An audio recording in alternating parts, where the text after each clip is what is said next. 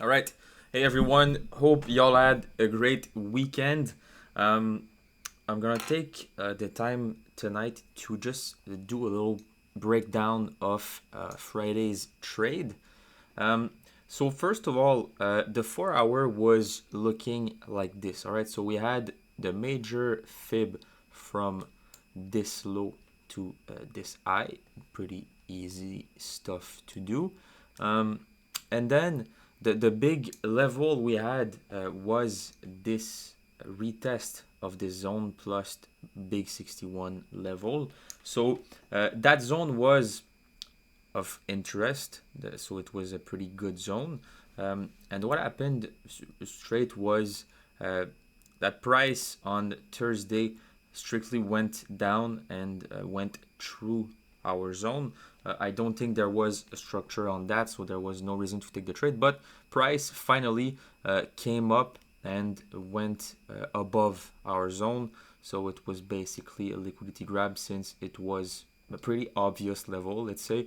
Um, XATH plus FIB61, pretty easy to see, right? So no reason to take a buy in that zone, and then after that, no retracement to join the movement. So price went from there to there. There was no really reason to take any trade in that. But after that, Friday, price went and came back in our zone.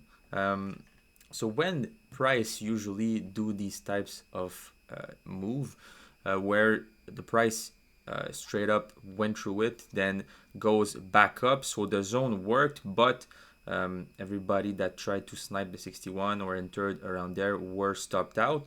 Usually the zone will be retested. So in that case, the retest came out in during Friday, which is right there.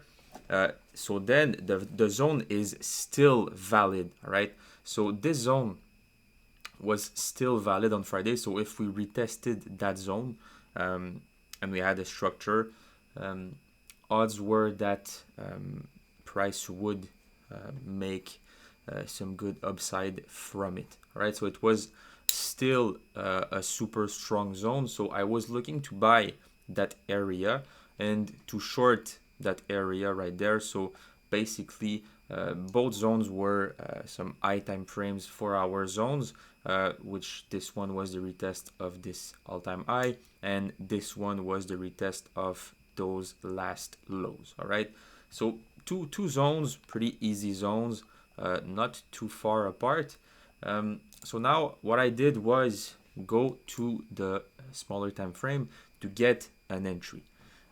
We still have the big 61 right there. We're on the 15 minutes. We're looking for buys. So the fib start from the low right there to the high right here. Um, we've had this 61. So the thing you could have done was simply to just add this zone right there. So you had all that. So you could have just add this zone to our big zone. So in case like this one, where on the 5 minutes we made a good structure on that, buys were valid on that. Okay. Unfortunately, price decided to once again grab a lot of liquidity and stop out everyone that tries to buy that. But normally you would have gotten stopped out at break even, so it's not that big of a deal.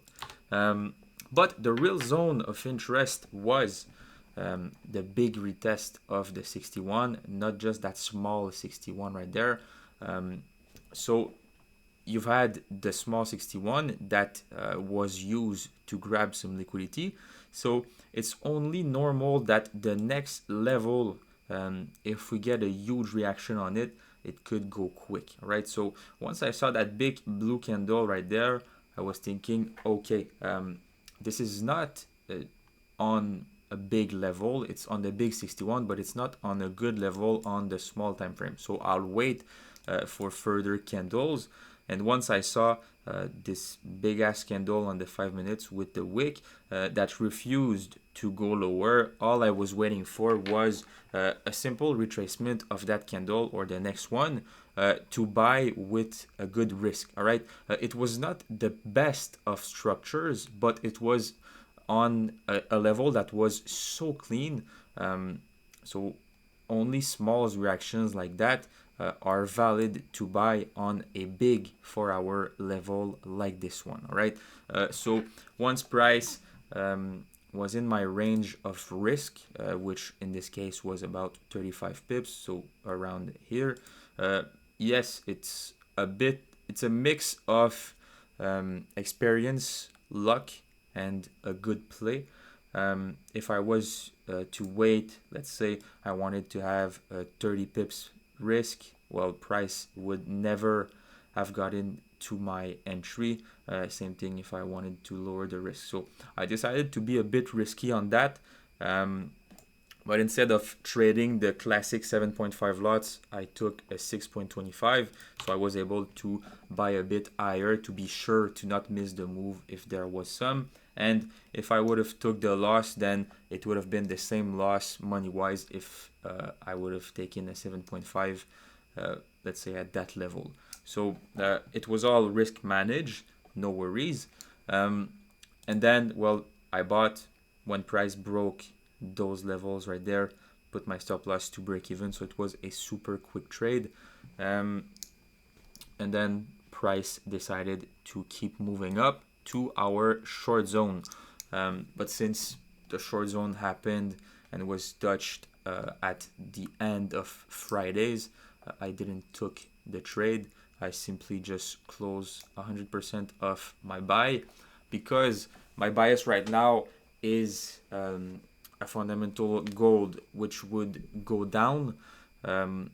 So as you might not know, I only hold runners super long when the fundamental match my idea. In this case, I think the fundamental and the bigger picture of gold should be still to make a new low.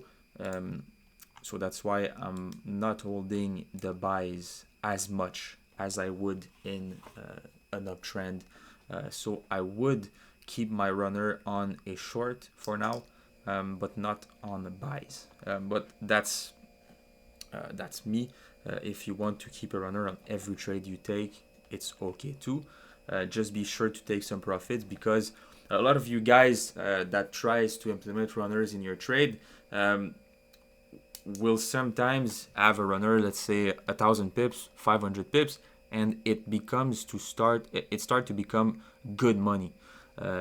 And once it becomes good money, then you become attached to that money, and then that's when you should take some more profit.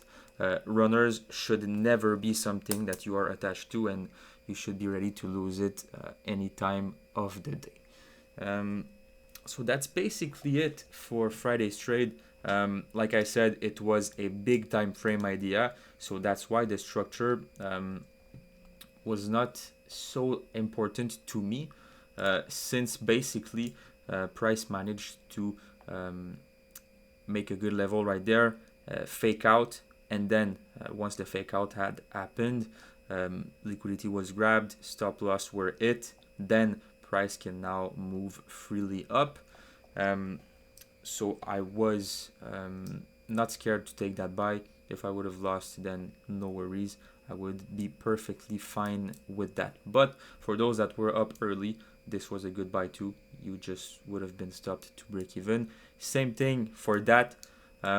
After the price went up, we went and retested the small 61. So pretty similar to the big 61 scenario. Price did not respect it on that, but when we go up and retested once again, this was a valid buy zone. But unfortunately, you would have gotten stopped out to break even once again by this stupid downside move made to grab liquidity from those that bought right there.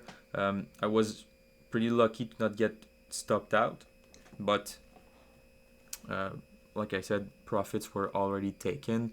I took some profits around there just to be sure, and then I was letting like 2 lots run, and I was fortunate enough to be able to left my runner to final TP, which was 32 100. I won't be looking for shorts tonight because I don't trade the open of the week, but we'll see tomorrow if price stays in that range, and then we'll have some further direction in the market. So that was it for the quick breakdown of Fridays. Wish you guys a very good week, and if you have any questions, don't hesitate to hit my DMs or ask it in the chat.